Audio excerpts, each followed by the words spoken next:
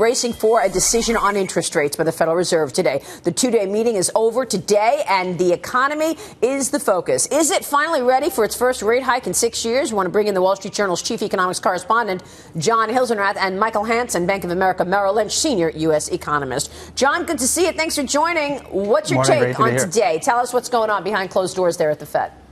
You know, actually, it's funny. I was over at the Fairmont Hotel yesterday and ran into a bunch of New York Fed guys. That's where they stay, across the street from the Fed. They look pretty relaxed. You know, I think the bottom line is the market is not expecting the Fed to move. We talked about this yesterday. I wrote about it again this morning in our newsletter.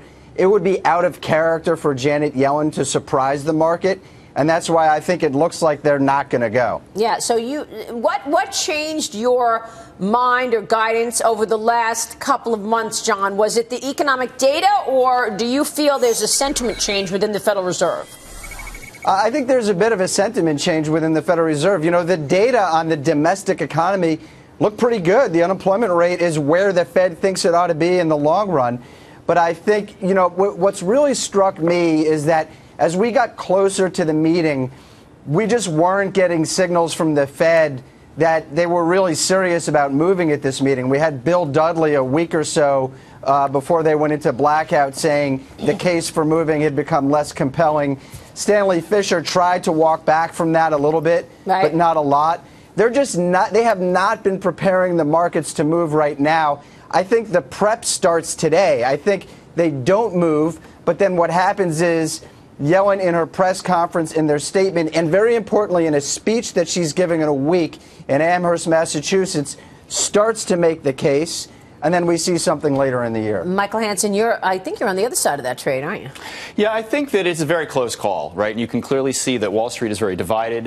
You've seen a lot of moves in markets that suggest there's some pricing in, whether you look at stocks or EM, currencies, even in like the 2-year space, right? Even though the short end of the yield curve is suggesting perhaps a 30% chance.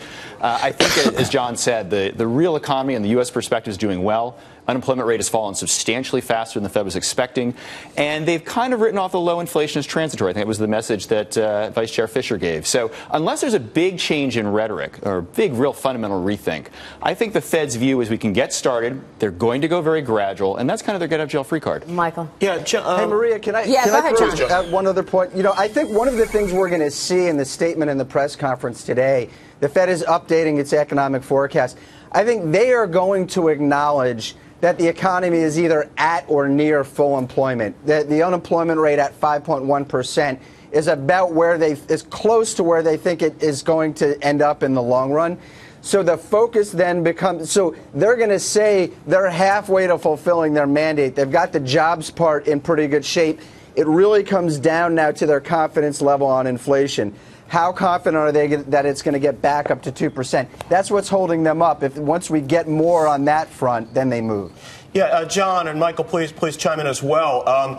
How explicit or not do you think that Janet Yellen, either in a statement or the press conference, gets about how market conditions are affecting this decision-making process, whether it's through affecting the fundamentals or affecting having the right environment for starting this tightening process?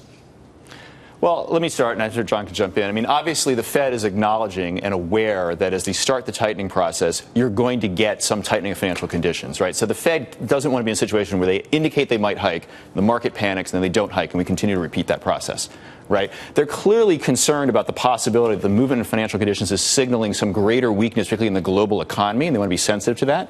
But it really is a question of how big the spillover is. And it's not obvious at this point the spillover is enough to stop the Fed today, but down the road it could slow them down. That's certainly a risk. John? You know, I don't think they're that worried about stocks. We get corrections in stock markets. I don't think they're that worried about interest rate movements right now. I think the big target, not the target, but the big worry at the Fed is the dollar. So when we talk about financial conditions, we have to talk about the dollar. The dollar has appreciated substantially, and this is also something that's changed. It's appreciated substantially since the last meeting. That's been a change. They tend not to talk about the dollar in their official policy statement, but Yellen will be asked about it, and I think she's going to have to acknowledge that that puts downward pressure on inflation when they're trying to get inflation up. Maria, let me set this up for what could be a big surprise this afternoon, because people are still calling this a close call. the markets are not pricing in a close call. Looking at the latest Fed Fund futures update as far as the implied probability of a rate hike, it's now dropped to the lowest that I've seen it in months. It's at 23% this morning. The probability that the market's pricing in of a hike today. Yeah. So if the hike came, the markets would certainly be taken off guard. So, you know, a lot does of the market sell off, John, if we don't get a hike then? I'm going to let the market people talk about that. I don't know what the markets are going to do. Right, I mean, whenever I think I know, they go in a different the Fed direction. seems to be watching the markets, John. Sure is. Yeah, I mean, to Sandra's point, John, I don't think they know any better than I do. John, I know what the Fed's official mandate is about growth and full employment. But with all due respect, you said you ran into Dudley's guys. Do you really think these guys are not using the market as some sort of guide, to action or inaction? No, they are, and that's why I think those probabilities that we're talking about are incredibly important, because the probabilities were around 30% the day the Fed went into its blackout a week ago. And they've gone up to nearly 50% in recent weeks. So this is a big change as far as what the market's pricing in. And by the way, the December meeting, John, it's not the market's pricing a 65% chance of a rate hike coming then. That's the highest I've seen it in some time. So December? Folks, this is the important point. The Fed knew these probabilities were low when they went into the blackout before their meeting. They did nothing to walk the market back from those low probabilities, and that's why I don't think they're going to move. If they really wanted the market to be prepared for action, they would have done something to try to indicate, this is like even a 50-50 point. No, that's a good point, for sure. This is something we talked about yesterday, Maria. You have to look at the human side of this. Janet Yellen is someone who's very focused on being prepared. She's someone who does not like surprises. I wrote about she likes to get to the airport 3 hours before her plane takes off. She doesn't like to get stuck in traffic. Interesting. She doesn't want to have to struggle to get her bags in the overhead compartment. She's very focused on being prepared. She did not prepare the markets for this, and that's why I think that she's not going to do it. All right. Great analogy, John. Thank you. John Hilsenrath, Michael Hanson, and